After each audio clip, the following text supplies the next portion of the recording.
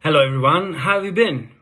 I have been away for a couple of weeks, but here I am, back in London, and as usual it's late at night and we're ready for a new episode of The Power of Reason.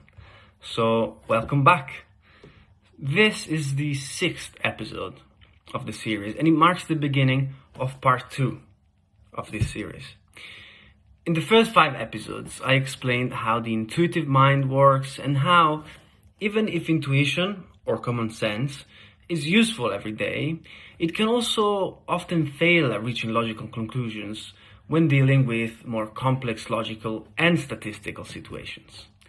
So today, we are moving away from the realm of cognitive psychology, which is what we discussed in the previous episodes, and we're moving into the realm of statistics, which is a very powerful but also tricky branch of mathematics. I will not go into the math and equations, but I will simply explain some basic concepts with real-life examples, which will change the way in which we interpret so much of the information which we are exposed to in everyday life. And it will help us reach more reasonable and measured conclusions, and to be more calibrated in our judgments and opinions, which is ultimately the goal of this whole series. So, let's begin with the first concept that we must understand, the concept of correlation. A correlation is a measure of the relationship between two different variable quantities, which we simply call variables. Correlation is represented by a correlation coefficient, which is a number between 0 and 1, where 0 means no correlation and 1 means perfect correlation. And all the numbers in between mean some correlation, but not a perfect one. For example, 0.8 is close to 1, so it's a very strong correlation. 0.5 is a good correlation, and 0.1 is close to 0, so almost no correlation. But don't get lost, let's see an example of correlation to understand what I am saying. For example, there is a correlation between the hours you spend studying and your school grades, if you're in school. The variable hours of study and the variable grades are positively correlated, even if not perfectly. Generally, the correlation is the more hours you study, the higher your grades, even if not always. It is a positive correlation, which means if you increase one variable, generally also the other one increases, right? If the correlation was perfect, so the correlation coefficient of 1, that would mean that every time somebody studies more, they get higher grades. But that's not always the case, because there are other factors like luck or predisposition, talent, etc. So some people get high grades studying fewer hours, and some people get low grades studying many hours. So the correlation between hours study and grades, even if strong, is not perfect. It works in most cases, but not all cases. I hope I'm making my case. So a strong correlation could be expressed by a correlation coefficient closer to 1, but not 1, such as 0.8, like I said earlier. So 0.8 means that in 80% of the cases, studying longer hours yields higher grades, right? Hopefully, like I said, I made my point here. Another example, height and weight of people are correlated. It means that there is some sort of relationship between the two variables. On average, people who are 6'1" are heavier than people who are 6 foot. But not everyone who is taller is also heavier. In America, for example, that happens 40% of the times. So the correlation coefficient between height and weight of American adults is 0.4. Now, if the correlation was 1, it would mean that all people of the same height would have the same weight. If it was 0, it would mean that height had no influence whatsoever on weight. But as it happens, the correlation is 0.4. It's been measured statistically. So there is some correlation, even if it's far from perfect. You could also phrase it all by saying that taller people are heavier on average, but that height is not a perfect predictor of weight. Some things are not correlated at all. For example, your preference in music tells us nothing about your height. The correlation is zero. If we were to do a survey asking adult people, asking their music preference and also asking their height in the survey, we would observe no relationship between these variables, and we could make no inference from the data. The correlation coefficient is zero. If we were to repeat this experiment with children, maybe, we would find some correlation. For example, shorter children are younger and might prefer nursery songs. This is just an example. There would then be a correlation between height and musical preference in children, even if a small one, maybe 0.2. A low value, but a value nevertheless. It means that there is a tendency in shorter children to prefer nursery rhymes. And guess why? Well, that's because shorter children are generally younger too. So note at this point that here in this example we used another correlation, which is height and age in children are correlated. How? Well, generally older children are taller, right? It's pretty straightforward. It is not a perfect correlation, but a strong correlation, nevertheless. So an average 5-year-old is taller than an average 4-year-old. But not all 5-year-olds are taller than a 4-year-old. Now that we hopefully fully understand correlation, a major breakthrough in our understanding of the world will come by understanding and fully interiorizing the difference between causation and correlation. Let's start with an anecdote. When I was younger, my grandma observed that all basketball players are tall. She insisted that I would play basketball from a young age so that I would become tall too. Now, where was she wrong? She committed one of the most common logical fallacies, inferring causation from correlation. She thought basketball caused people to be tall. She observed a correct correlation between being a basketball player and being tall, but attributed a wrong causation.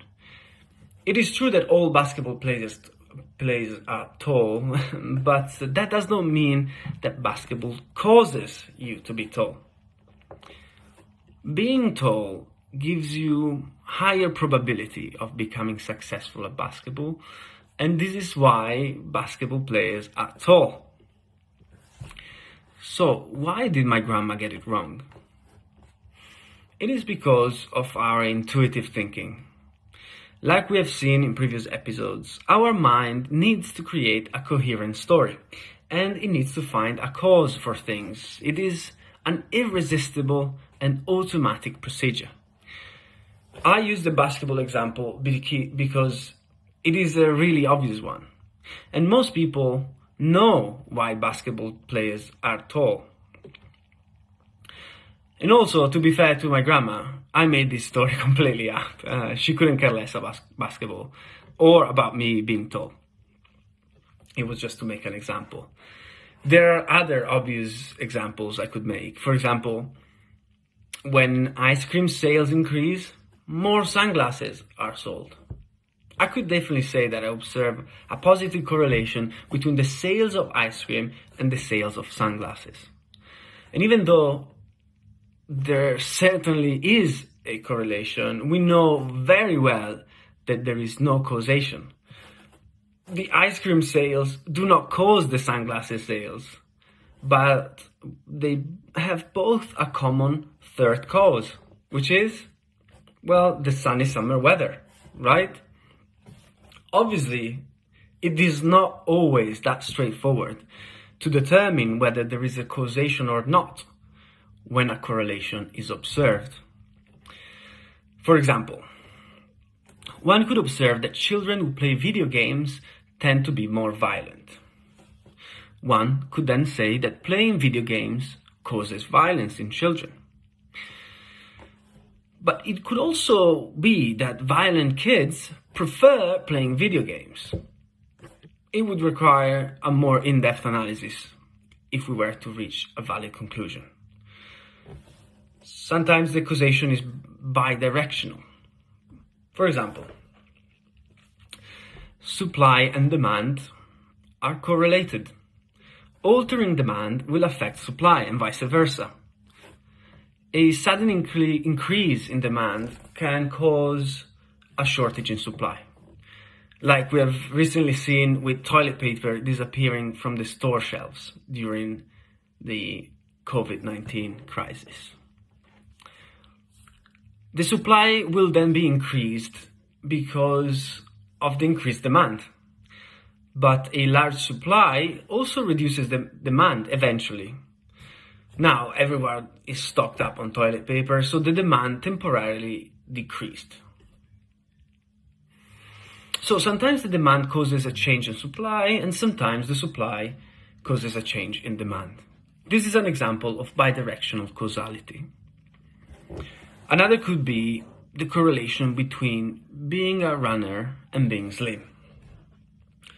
Running makes you slim, but also being slim makes you more likely to be a runner. There is causation in both directions. So far, very easy, right?